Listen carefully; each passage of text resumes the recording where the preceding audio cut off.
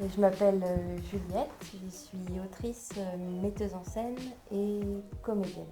Et je m'appelle Myrtille, je suis scénographe, constructrice et artiste peintre.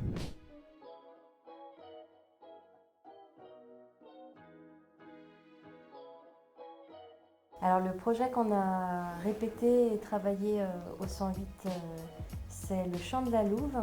C'est un spectacle jeune public pour les 3-6 ans, en tout cas à partir de 3 ans. Un spectacle qu'on souhaite immersif et interactif avec les petits, qui raconte l'histoire d'un enfant abandonné dans une cabane et qui survit grâce à une louve qui devient son amie.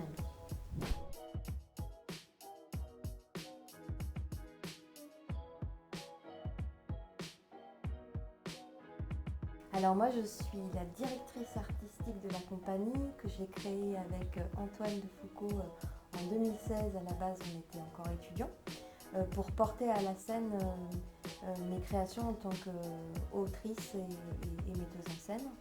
Et donc le geste artistique part toujours d'une envie que j'ai d'aborder un sujet. Et ensuite je cherche les collaborateurs, collaboratrices avec qui m'entourer pour faire cette création. Et là, du coup, moi je suis scénographe donc, et constructrice pour la partie réalisation qu'on aura à faire.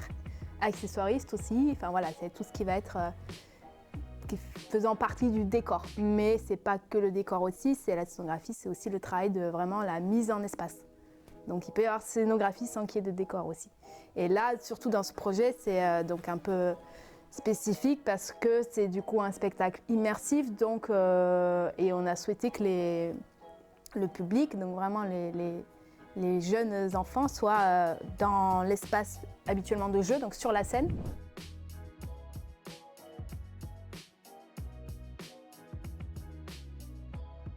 Pas ouf, hein.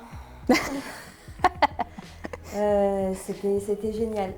L'accueil hyper sympathique. On se sent tout de suite à la maison, avec plein de possibilités d'aller travailler dans des espaces différents, que ce soit l'atelier construction bois, peinture.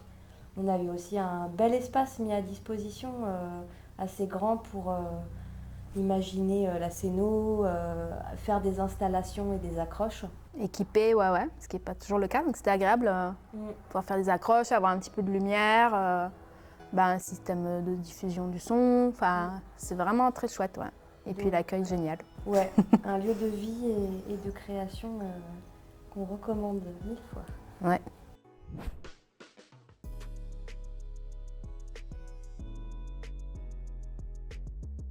Et c'est une amie qui candidatait aussi, qui m'a dit le 108 à Orléans propose des appels à projets. Je ne sais pas elle comment elle avait eu vent de l'appel.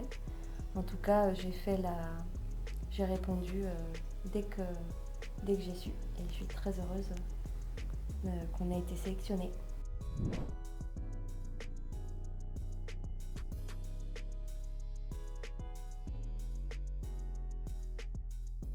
Il va y avoir 3 autres temps de résidence jusqu'à avril. Avril, ce sera la première. Donc on est bien prise jusqu'à avril avec différents temps de création lumière, création sonore. Et puis je travaille aussi avec Aloé Roussel-Olivier qui va m'accompagner à la dramaturgie et aussi au jeu de comédienne.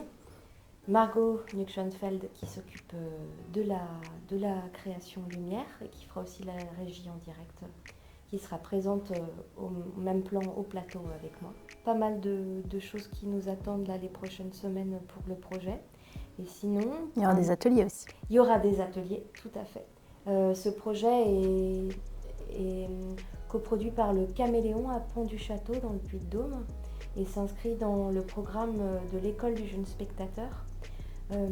La compagnie de fait va mener des ateliers en école, en maternelle, une 30aine d'heures d'ateliers pour sensibiliser les enfants à l'univers du spectacle, leur proposer des ateliers artistiques, plastiques, musicaux, autour de la thématique du spectacle qui est l'instinct.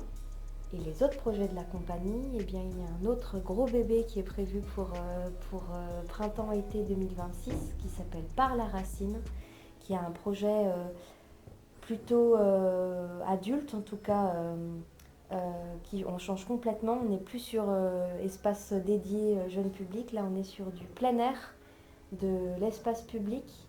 Et c'est un projet qui parle de viticulture et de nos rapports au paysage.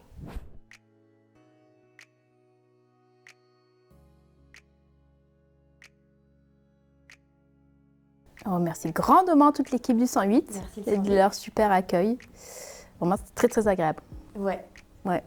On aura envie de rester plus. Carrément, ouais. Et on se revoit.